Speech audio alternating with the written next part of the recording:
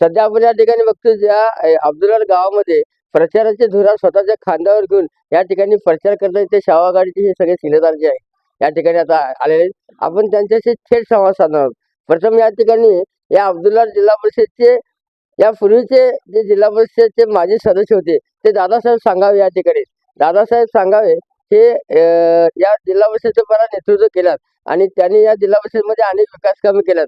त्यामुळे या जिल्हा परिषदचा परिपूर्ण अभ्यास त्यांना आहे आणि हा या अभ्यासाचा किंवा या अनुभवाचा फायदा या श्रद्धा गायकवाडांना होणार आहे. त्यामुळे आपण पहिला त्यांच्याशी बोलूया. नमस्कार सांगावे. नमस्कार.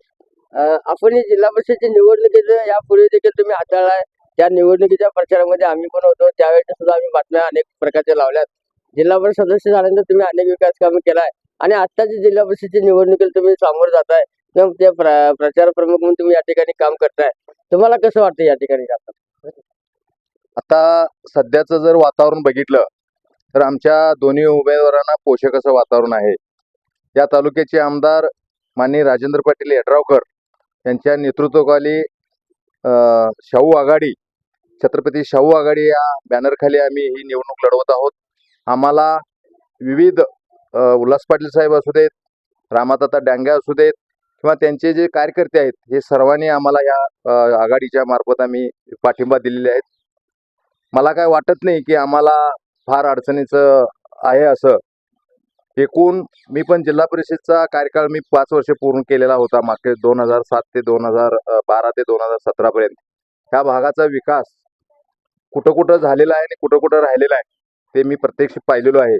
आणि जे ह्या 10-12 वर्षामध्ये किंवा 5-6 वर्षामध्ये ज्या भागात विकास झालेला नाही त्या भागाचा विकास करण्यासाठी आम्ही कटिबद्ध आहोत.